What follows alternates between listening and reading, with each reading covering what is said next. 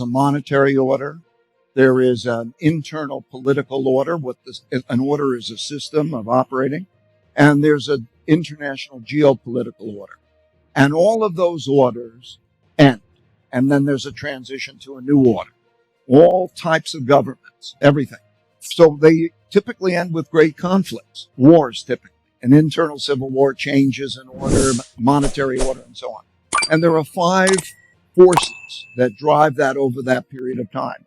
Those forces are, there's a debt, money force, economic force, and how that works. So there's a big cycle of increasing debt relative to incomes until you can't do that anymore. And we have a big monetary issue that is going to lead to a big change in the monetary order that we're now facing.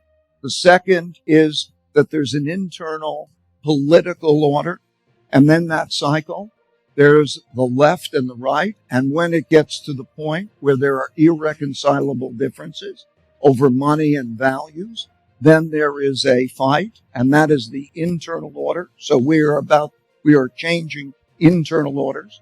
The third is the geopolitical order. In other words, what are the rules of the world, of how countries interact, and who determines that? It's determined by the winners of the last war. They set out the rules and they have the system. But there's a change in the world order as rising powers challenge existing declining powers. And so we are seeing that change in the world order from one that was unilaterally, really largely controlled by the United States to something that's very different. So that's the third force.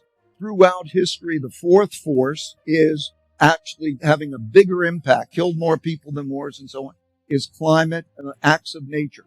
Droughts, floods, and pandemics have killed more people than wars and toppled more orders. And certainly that's a big force.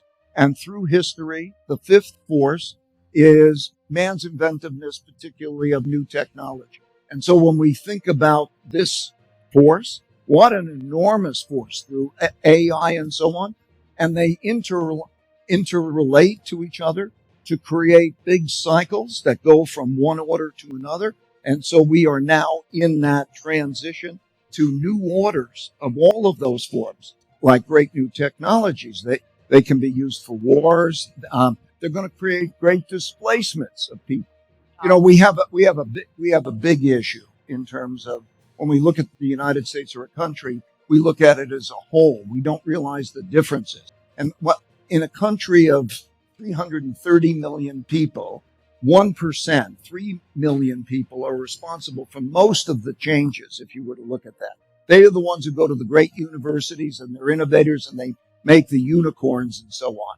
Then the other top 10% is those around them who then do well.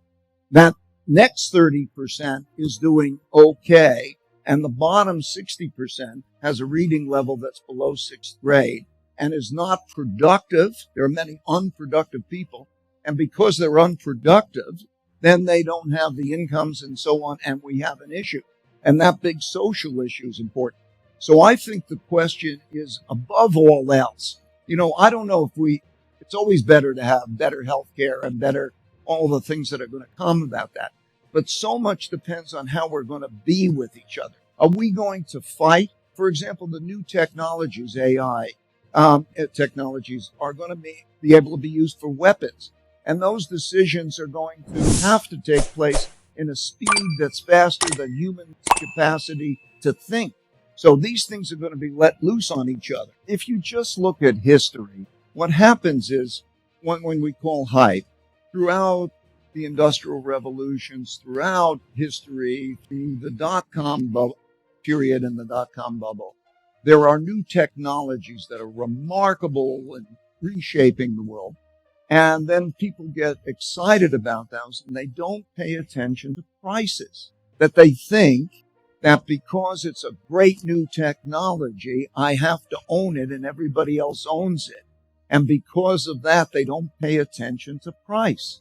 And so this looks very much like 1998, 99 to me, in a sense of think about that digital revolution. Wow, that was fantastic. And it continues on. But it's better to buy a bad company stock in a bad company at a cheap price than it is to buy stock in a great company at an expensive price. And so that's the cycle. Now you have a situation where interest rates can go up because we have a supply-demand situation. The pricing of equities in many of these cases is high relative to bonds expected. You have a rise in interest rates. So when we're looking at it also, let's say the hype, the superscalers, it's not going to be the superscalers, I think, that are going to make all that money. They just think I need a bet on AI. It's the usage. Are there any companies? So you have this bubble developing in a precarious world economy that has the effects that you're seeing. It doesn't mean that technology's bad. It just means we have the other four forces that are bad, and we have high prices. I think the first thing is the debt issue. We have a very severe supply-demand problem, so that they have to sell a quantity of debt that the world is not going to want to buy. And that's a set of circumstances that is imminent. Okay, that's paramount importance. The deficit must go from what will be projected now to be about 7.2% of GDP to about 3% of GDP. Otherwise, there will be a supply-demand problem. Okay, that's a big deal. You are going to see shocking development in terms of how that's going to be dealt with. Things that may not have happened in our lifetimes, but things that have happened throughout history. So that's an immediate consideration. Wait, the interest rate. What do you mean, austerity? Like that? There may be restructurings. There may be exerting pressures on countries to own the debt, to buy the debt, political pressures on countries. There may be cutting the payments to some creditor countries off for political reasons and so on. There may be monetizations of debt. If you look at history and see the repeating of what do countries do when they're in this kind of situation, there are lessons from history that repeat. It's correct that if we can eliminate waste, there's terrible waste in the government and there's terrible waste in our society. And it's a reality that 60% of the population is relatively unproductive and living on this society. So many of the actions that are taken now have these second order consequences. The state of Connecticut, which is the second richest state in the country, 22% of the high school students have either dropped out of high school or are failing with absentee rates of greater than 25%. So you have a situation, and now we're going to cut off food programs, school lunch programs, and so on, in very big movements.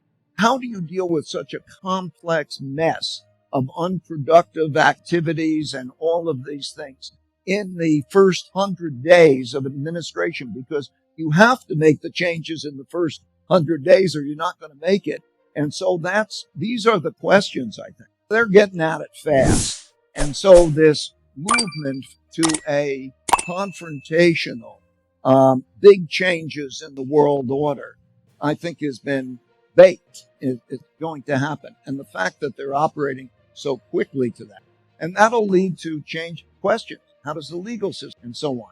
So, but if you have to read history and you see these things, so would I be surprised if the legal system didn't hold up well?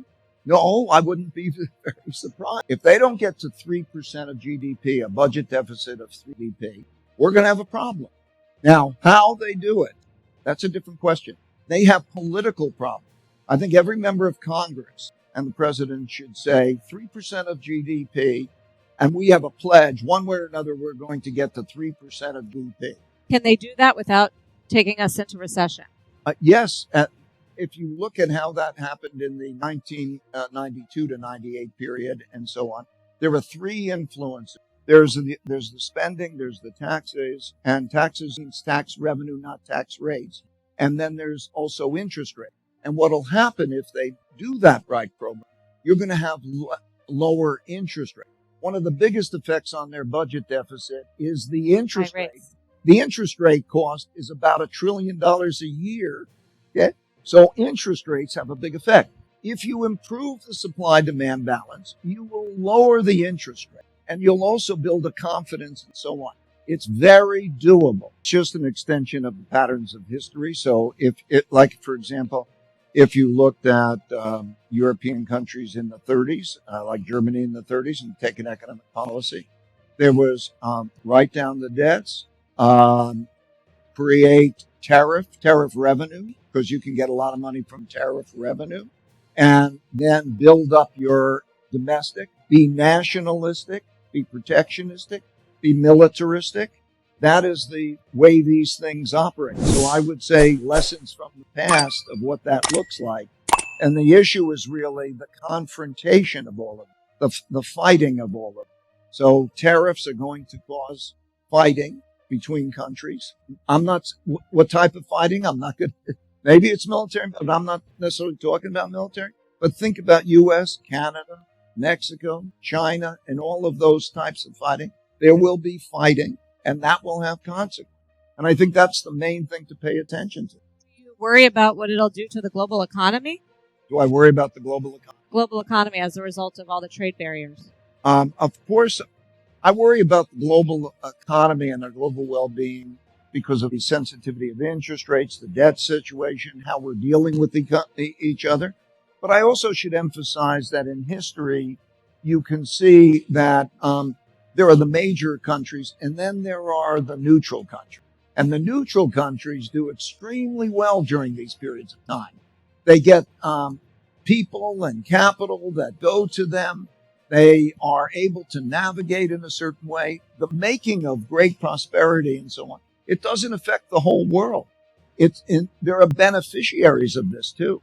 Like Singapore, if it remains a neutral country, and it's a very difficult thing to do, and it operates this way, then it becomes great opportunities.